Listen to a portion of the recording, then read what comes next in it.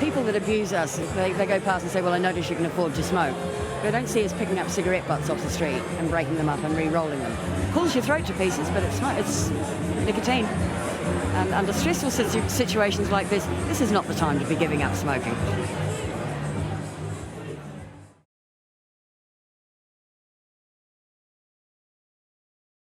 I grew up in care, local authority care.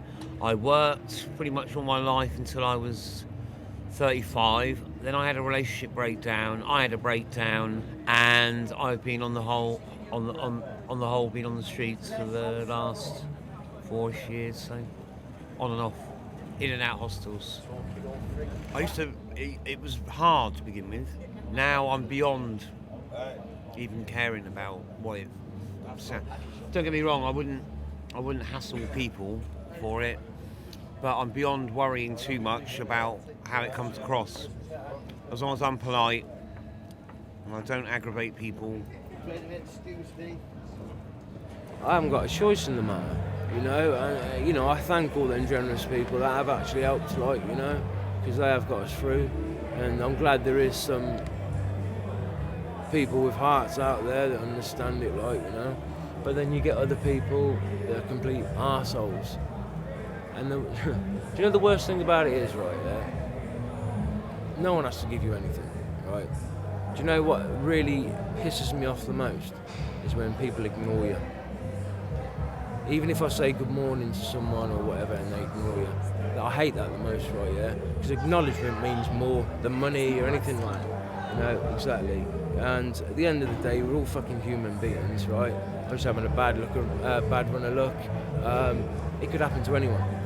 And that's what I don't think people understand, I was robbed, and that removed my livelihood. Without a livelihood, I couldn't pay rent. Without rent, and no friends that I could rely on for accommodation, the street. Everyone is 3 steps away from being here. Start sitting on the street and hoping that I'll get an income from the public at about 7 o'clock in the morning.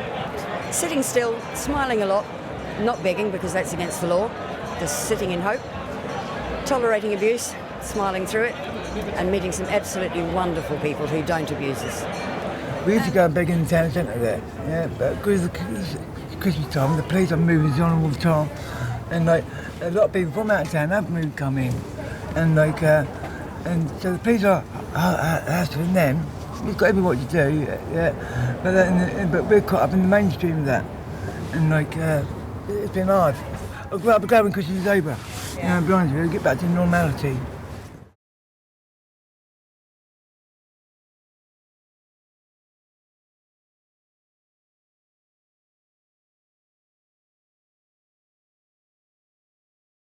We've still got the paper. It's one of our mates. He's just got a place in Paddy House. Just talks just in general. He just put a figure on it. Stuff it like that. It's probably like 20 to 30 pounds a day. The echo, man. That is true. They won't homeless. They won't give me a place. This will change today, guys, please.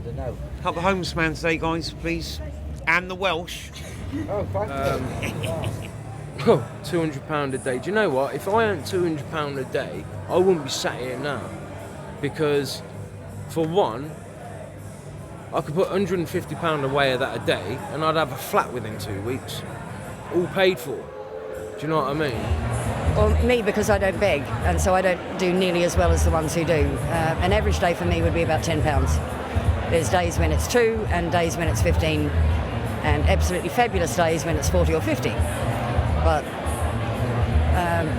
this 200 a day, we're lucky on average if we make that a month.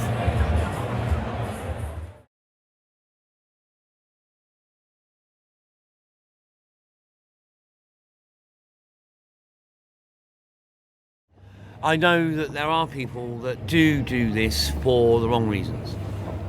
There's only one good reason for doing this, because you have to. You have to, because no one has You have to. stuff in your belly. No.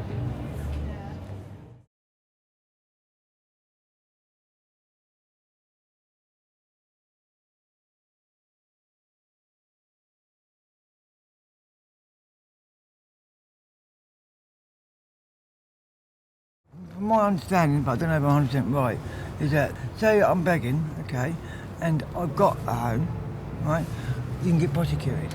okay? But if I'm being begging and I haven't got it, and I'm being what I'm saying is legit, you're not really hassle that much. So in some ways it's good, because the genuine ones can carry on doing what they're doing, you know? But I think the police will use it to their advantage and move us all on exactly the same. The police have claimed in some of the newspaper articles that they only target the drug addicts and the professionals and the no need. It's absolute nut and nonsense. They target people they don't like, and there's a couple of them that just target everybody. It's not going to be workable. There's going to be a very full jail otherwise, prison, because most people won't be able to afford it. So they tried to do that in Oxford, and there's a lot of people that weren't very happy about it. And the petition that the local people did meant that it didn't happen. But who knows? It'll be an absolute disaster for those that really need public support. Total and absolute disaster. And it will have minimal effect on the professionals because they're too quick. In the 6 months that I've been on the street, there's one occasion when I've seen professionals come in from out of town.